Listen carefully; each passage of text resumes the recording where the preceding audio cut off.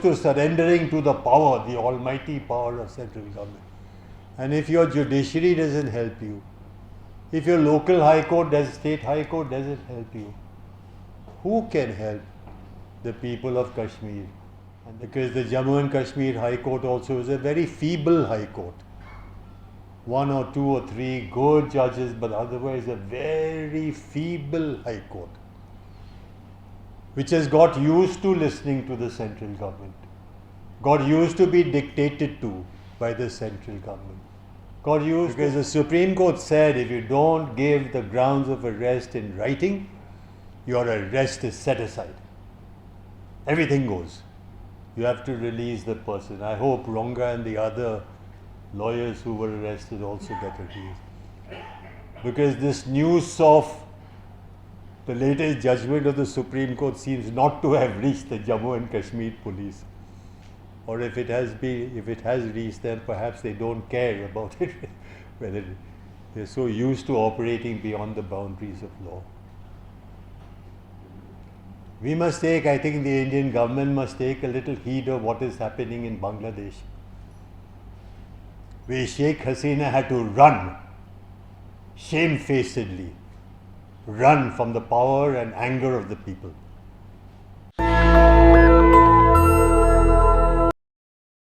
We know that we don't have the protection of the judiciary like we once used to have.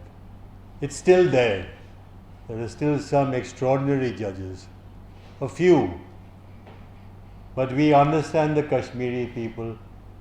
I don't think anyone outside Kashmir can really understand the continuous terror, day after day, year after year, decade after decade, with no justice in sight.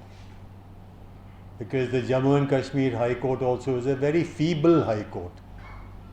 One or two or three good judges, but otherwise a very feeble high court, which has got used to listening to the central government, got used to be dictated to by the central government, got used to surrendering to the power, the almighty power of central government.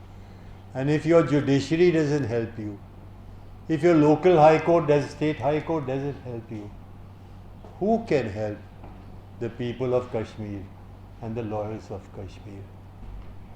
They came to pick up Ronga at 1 o'clock at night. Respected man, senior man, fantastic lawyer, outstanding citizen of India, and a very good person and a good human rights lawyer, good human rights activist. And why? Because you're trying to close down the J&K Bar Association and you're finding it difficult. You can't do that in India. You can't do it in any country. When the people don't like what you're doing, when you have lost the hearts of the people of India, there is nothing central government can do to recover that love of the people, respect. You will never get that respect. You will never get that love of that people. And when they arrested Ronga, they made a cardinal mistake, which I hope our lawyers in Kashmir will use. They didn't tell Ronga of the grounds of arrest. You're supposed to give it in writing because there's a fantastic judgment by a particular judge of the Supreme Court who's turning out to be the most remarkable in terms of his attitude on bail. A little shining light in an otherwise dark atmosphere in the judiciary. You have to give the grounds of arrest in writing. I'm arresting you, Mr. Ronga, for reason 1, reason 2, reason 3, reason 4, reason 5. I'm giving it to you in writing, please sign. They didn't give it to him. And so I think we should take a little hint from this and maybe move a bail application for him immediately.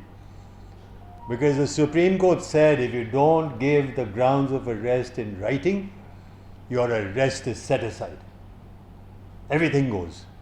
You have to release the person. I hope Ronga and the other lawyers who were arrested also get released. Because this news of the latest judgment of the Supreme Court seems not to have reached the Jammu and Kashmir police. or if it has reached them, perhaps they don't care about it, whether they're so used to operating beyond the boundaries of law. We must take, I think the Indian government must take a little heed of what is happening in Bangladesh, where Sheikh Hasina had to run, shamefacedly, run from the power and anger of the people. Her father was the father of the nation, and the daughter, turns out to be the tyrant of the nation. She was a tyrant for many, many years, maybe a decade. Torture, extrajudicial executions, all kinds of high-handedness. And as far as lawyers are concerned, many of my friends, when I used to go to Bangladesh, we used to hold meetings together. We should exchange ideas about what's happening in India, Pakistan, Nepal, Afghanistan, Sri Lanka. They would tell us about Bangladesh, we would tell them about our own countries and our experience.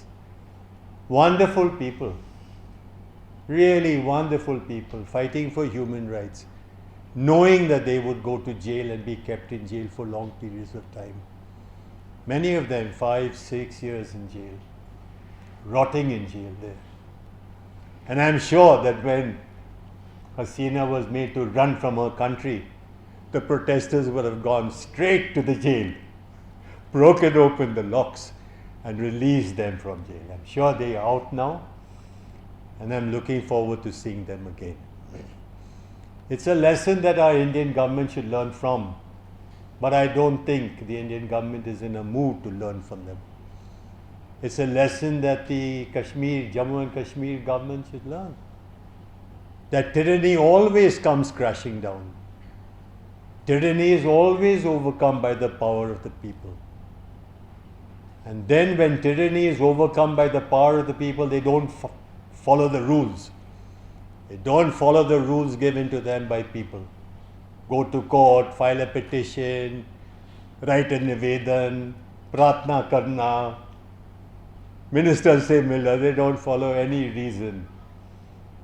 They go straight to the tyrants and kick them out of the country. You heard that the Bangladesh Chief Justice had to run away. Some may say, oh, this is awful. This is not according to the rule of law. Of course it's not according to the rule of law. When democratic revolutions, pretty peaceful nature, take place, they don't follow the rules given to them. They make their own rules. So they got rid of the judiciary.